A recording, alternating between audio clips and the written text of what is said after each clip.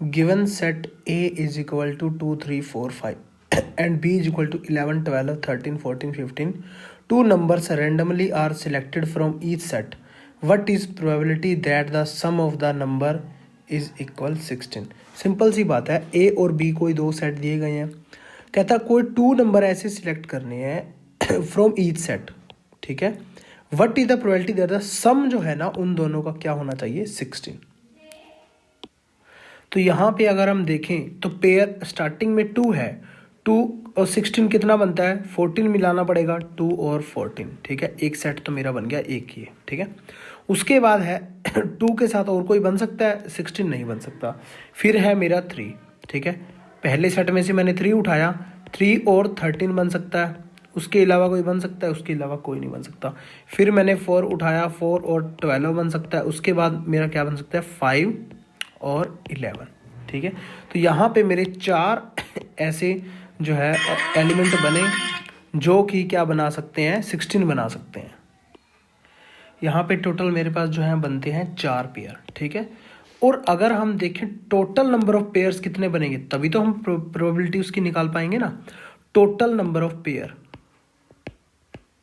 Total pair की अगर मैं बात करता हूँ तो यहाँ पे ए सेट के अंदर अगर मैं देखूँ नंबर ऑफ एलिमेंट्स कितने हैं 4, और बी सेट के अंदर नंबर ऑफ एलिमेंट्स कितने हैं 5, दोनों का टोटल पेयर कितने बनेंगे 4 गुना 5।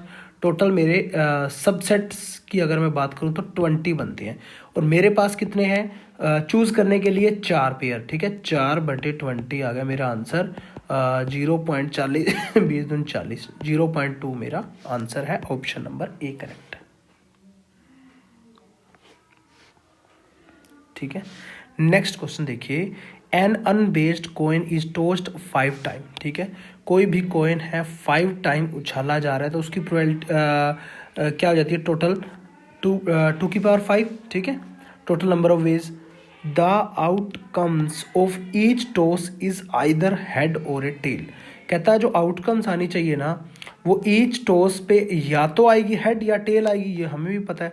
The probability of getting at least 1 head, ठीक है। 5 बार उछालने पर कम से कम एक बार तो हेड आना ही आना चाहिए, ठीक है। और ये क्वेश्चन मैं आपको बता दूं DSSB PGT के अंदर तो आया ही हुआ है, ठीक है।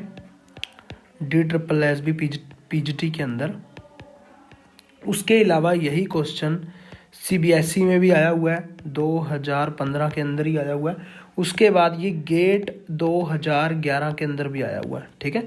तो काफ़ी क्वेश्चन जो ऐसे हैं वो जो रिपीट हो जाते हैं एग्जाम्स के अंदर, तो इनको करना बहुत ज़रूरी होता है, ठीक है। तो यहाँ पे सिंपल सी है, अगर हम देखें हेड और टेल आने की प्रोबेबिलिटी, हेड आने की प्रोबेबिलिटी हो चाहे टेल आने की प्रोबेबिलिटी हो, वो तो 1/2 हो जाएगी मेरी, ठीक है। यहाँ तो किसी को डाउट नहीं है। P एट लीस्ट 1 टाइम मतलब H head at least 1 time आना चाहिए, मतलब probability of at least 1 head आने की एट लीस्ट प्रोबेबिलिटी अगर मैं देखूं तो 1 माइनस टोटल प्रोबेबिलिटी में से मैं वो प्रोबेबिलिटी घटा देता हूं जब कोई भी H की प्रोबेबिलिटी नहीं आएगी, समझ रहे हो, मतलब हेड आने की कोई भी नहीं आएगी, उसको मैं अगर घटा दूं 1 में से, वो क्या कौन सी बच जाएगी जब मेरी H आने की बच जाएगी, H या H से ज़्यादा की, मतलब हेड या हेड से ज़्यादा की बच जाएगी अगर मैं टोटल प्रोबेबिलिटी में से H ना आने की घटा दूंगा, मतलब नोट H की बात यहाँ की जा रही है, ठीक है। अगर मैं देखूँ यहाँ पे की जा रही है बात 1 माइनस PH नोट की, ठीक है, यहाँ कोई प्रॉब्लम नहीं है। यहाँ पे अब देखिए इसको मैं कैसे निकाल सकता हूँ PH नोट, H नोट मतलब यहाँ पे आने की प्रोबेबिलिटी भी है और ना आने की प्रोबेबिलिटी भी है, NCR से हम निकाल सकते हैं ना, जैसे NCR P की पावर R Q की पावर N माइनस R, ठीक है। तो N क्या है मेरा 5 टाइम उछाला जा रहा है, 5 से 0 ना आने की, क्योंकि ना आने की मैं निकाल रहा हूँ मतलब 0, मतलब R इज इक्वल टू यहाँ पे मैं क्या मान रहा हूँ 0, ठीक है। तो यहाँ पे 5 से 0 आ गया, 1/2 मतलब P, 5 माइनस 0 आ गया ये, क्योंकि P की पावर R होता है, P की पावर R, Q की power N minus R, Q भी मेरा क्या है 1/2, 5 माइनस 0, तो यहाँ पे आ गया मेरा 1 माइनस 5, 0 1 ही हो गया, तो 1 की पावर 2 की पावर 5 हो गया 32, 32 माइनस 1 31/32 मेरा आंसर है, अगर मैं देखूँ ऑप्शन नंबर डी करेक्ट है। ठीक है। Two event A and B occur with probability 0.25 and 0.50. The probability that they occur simultaneous is 0.14. What is the probability that neither of them occur? देखिए हिंदी के अंदर भी साथ साथ दिया गया, आप देख सकते हैं। पीजीटी DSSB के अंदर JDD 75 पीजीटी, ये है DSSB पीजीटी का एग्जाम है, सेकंड टायर का 2015 के अंदर जो हुआ था, ठीक है। टू इवेंट है A and B occur with probabilities, ठीक है, 0.25 और 0.50। यहाँ पे क्या है, एक प्रोबेबिलिटी दी गई है 0.25, सेकंड जो है मेरा है वो 0.50, ठीक है। The probability that they occur simultaneously, ठीक है। साइमल्टेनियसली मतलब कि इंटरसेक्शन जो है उन दोनों का मतलब दिया गया है 0.14, ठीक है। What is the probability that neither of them occur, ठीक है। एक भी ना आने की प्रोबेबिलिटी क्या है, मतलब तो इसका मतलब क्या होता है, मैं टोटल प्रोबेबिलिटी में से दोनों की साइमल्टेनियसली आने की जो है ना कॉमन मतलब यूनियन को माइनस कर दूंगा। अगर मैं दोनों के यूनियन को एक सेकंड मैं दोबारा से लिख लेता हूँ, माइनस कर दूंगा तो मेरी वो ना आने की प्रोबेबिलिटी आ जाएगी, मतलब कि दोनों में से कोई भी नहीं आनी चाहिए। तो दोनों आने की क्या है, यूनियन होती है। तो P पहले तो प्रोबेबिलिटी में निकालता हूँ A यूनियन B की, ठीक है। तो यहाँ पे वो क्या हो जाएगी, probability of A probability of B minus probability of A intersection B।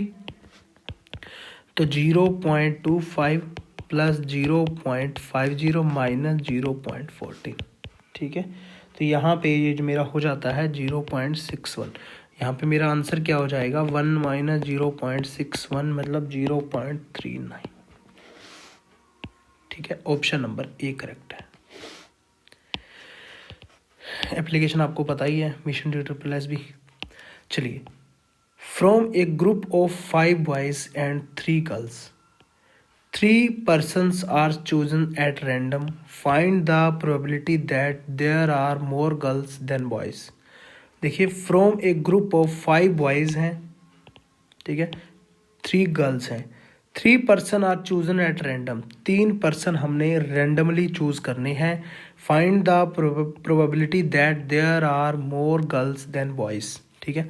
देखिए, पहले तो यहाँ पे हैं बॉयज़ 5 और गर्ल है हमारे पास 3, ठीक है। वो कहता है मोर गर्ल्स ज़्यादा होनी चाहिए। मान लीजिए मैंने गर्ल 3 चूज़ कर ली यहाँ से, ठीक है। बॉयज़ कितने चूज़ कर पाऊंगा, 2, 0, क्योंकि हमें टोटल 3 person ही चूज़ करने हैं। तो यहाँ पे सेकंड केस क्या हो सकता है, 2 गर्ल्स चूज़ कर ली और 1 बॉय चूज़ कर लिया। थर्ड केस कोई नहीं हो सकता, क्योंकि 1 गर्ल मैं चूज़ कर नहीं सकता। अगर 1 गर्ल चूज़ कर ली मैंने, ठीक है, 1 गर्ल, तो 2 बॉयज़ हो जाएंगे, तो वो बॉयज़ ज़्यादा बड़े हो जाएंगे। इसने कंडीशन क्या दी हुई है कि देयर आर मोर गर्ल्स ज़्यादा होनी चाहिए। तो ये मेरे पास 2 केस बनते हैं, ठीक है, समझ पा रहे हैं ना। तो ये 2 केस बनते हैं, तो सिंपल है। इस केस का मेरा क्या बन जाएगा, गर्ल्स कितनी है, 3 हैं। तो यहाँ पे आ जाएगा मेरा 3 में से 3 चूज़ कर ली और 5 में से 0 चूज़ कर लिया। 5 मेरे बॉयज़ है ना, ठीक है। और यहाँ पे जो केस बनेगा वो मेरा क्या बनेगा, 2, मतलब 3C2 इंटू में 5C1, ठीक है। ये पहला गर्ल्स का है, ठीक है। यहाँ पे ये मैं लिख देता हूँ गर्ल्स बॉयज़, ठीक है। तो यहाँ पे इसको सोल्व कर लो। 3C3 क्या होता है, 1 ही होता है। 5C, ये क्या हो गया, टोटल 1 हो गया, और वहाँ पे हो गया 15, तो टोटल मेरा कितना आ गया, 16। तो ये मेरे नंबर ऑफ वेज आ गए। अब टोटल नंबर ऑफ वेज जो है, मतलब टोटल तो चाहे बॉयज़ हैं चाहे गर्ल्स हैं, 3 ही टोटल जो हैं हमने चूज़ करने हैं। तो 16 अपॉन में क्या हो जाएगा, टोटल कितने, 8 में से 3 चूज़ करने हैं। 16 8 गुना 7 गुना 6 बटे 3 गुना 2 गुना 1, 3 दूनी 6 से 6 कटेगा। यहाँ पे 8 दूनी 16, 2/7 मेरा आंसर है। ऑप्शन नंबर फर्स्ट मेरा करेक्ट है। In a class of 60 students, 25 students play cricket and 20 students play tennis and 10 students play both the game. Then the number of students who play neither. देखिए neither जो कोई भी नहीं खेलता, ठीक है, तो यहाँ पे मैं एक यूनियन सेट मान रहा हूँ जिसमें 60 स्टूडेंट है टोटल, ठीक है 60 है। और यहाँ पे वेन डायग्राम की हेल्प से हम करेंगे कि 25 स्टूडेंट क्रिकेट खेलते हैं, बोथ का पहले देखा करो, 10 स्टूडेंट प्ले बोथ, तो यहाँ पे आ गया मेरा, अगर मैं यहाँ देखूँ 10 स्टूडेंट, ठीक है 10 स्टूडेंट आ गए। अब देखिए यहाँ पे जो है क्रिकेट है और दूसरा है टेनिस। क्रिकेट में अगर मैं देखूं 25 स्टूडेंट है तो यहाँ 15 रह गए, 15 और 10 25 हो गए टोटल, अगर मैं देखूं टोटल इन दोनों का। और यहाँ पे इन दोनों का टोटल टेनिस में अगर देखूं 20 है तो यहाँ पे 10 पहले से आएंगे, 10 रह गए। तो टोटल अगर इन तीनों का यूनियन देखूं 15 और 10 25 और 10 35 है और टोटल 60 है। तो ना आने वाले में कितने रह गए, 60 माइनस 35, तो 60 माइनस 35 मेरा आंसर कितना आ जाएगा, 25। ऑप्शन नंबर सी करेक्ट है, ठीक है। देखिए इतने बड़े बड़े क्वेश्चन ऐसे आसानी से चुटकियों में हो जाते हैं। A box contain 100 bulbs out of which 10 are defective, a sample of 5 bulbs is drawn, the probability that none is defective, ठीक है। ये भी DSSB PGT के अंदर 15 के अंदर आया हुआ है। तो यहाँ पे अगर मैं देखूँ तो 100 बल्ब हैं टोटल, ठीक है, out of 10 are defective, 10 defective है। अगर मैं 10 डिफेक्टिव की देखूं, ठीक है, तो 10 डिफेक्टिव है टोटल 100 में से, तो यहाँ पे आ गया 1/10।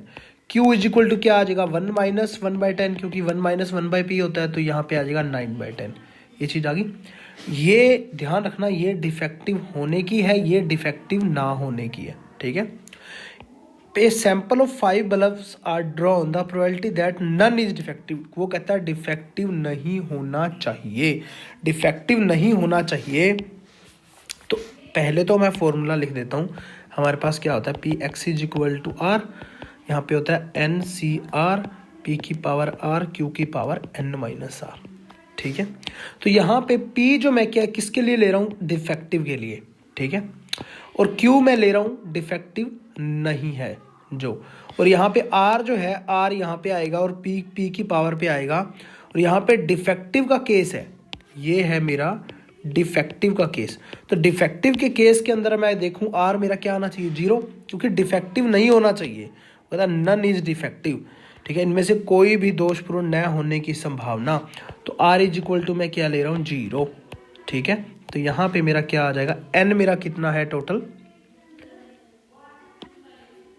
5, क्योंकि 5 बल्ब जो है मैं निकाल रहा हूँ, ठीक है, 5C0, ठीक है। P जो है मेरा क्या है 1/10 सारे की पावर 0, Q जो मेरा है 9/10 सारे की पावर 5 माइनस 0, ठीक है। तो यहाँ पे मेरा क्या आ जाने वाला है, 5C0 क्या हो गया, 1 ही हो गया, 1/10 की पावर 0 1 ही हो गया, इंटू में 9/10 सारे की पावर 5। तो ऑप्शन नंबर सी करेक्ट है।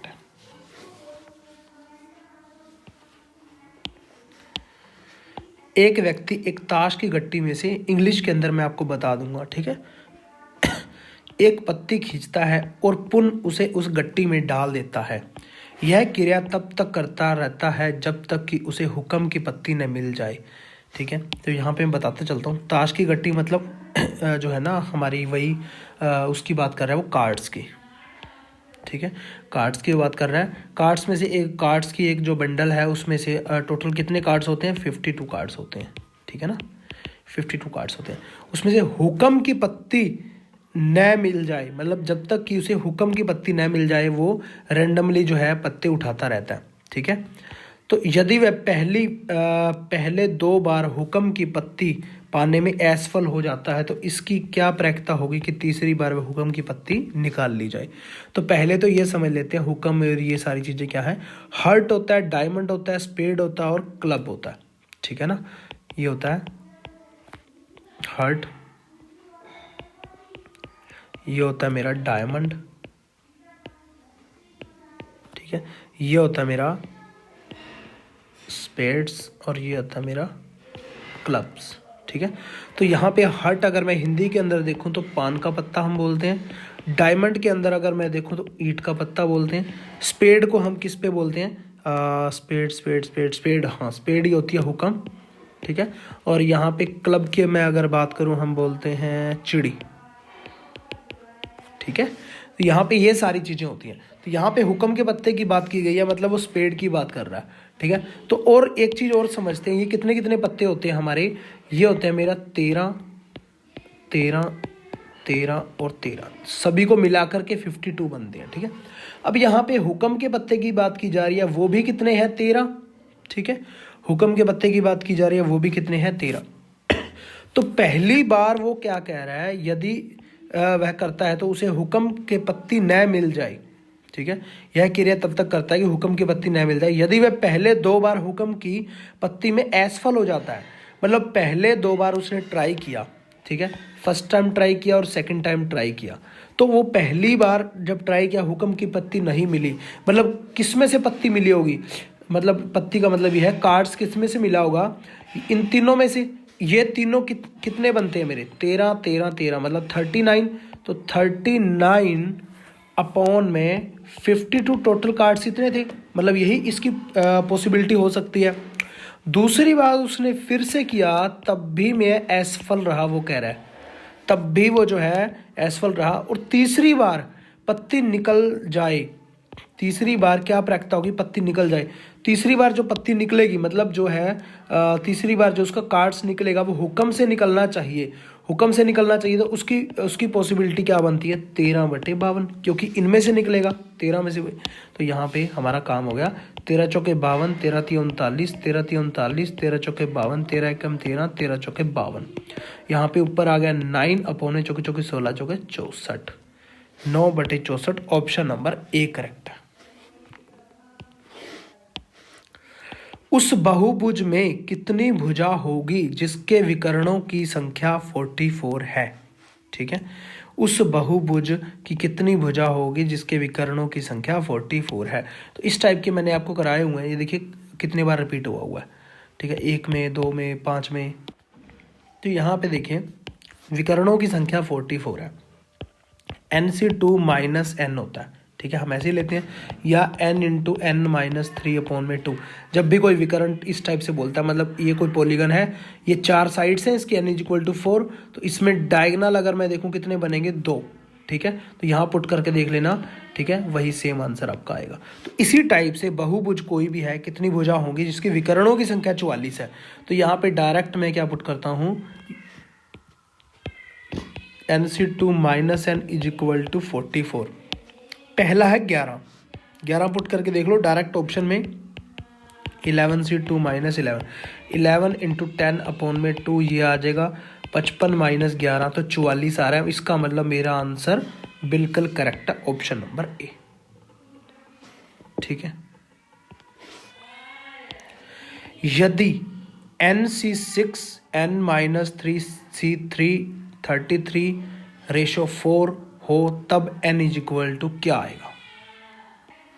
अब इस क्वेश्चनों में तो हमें सोचने की भी जरूरत नहीं है। क्या है NC6 रेशो, क्या है n - 3C3, क्या है 33/4। ऑप्शन डायरेक्ट पुट करते जाओ, आंसर निकालते जाओ। फर्स्ट ऑप्शन है 10, ठीक है, तो 10 पुट करेंगे 10C6, ठीक है, या ऐसा कर लो 16 कर लो, वो भी अच्छी, इसमें तो कोई क्या बात है, इसमें तो नॉर्मल सोल्व भी हो जाएगा, ठीक है।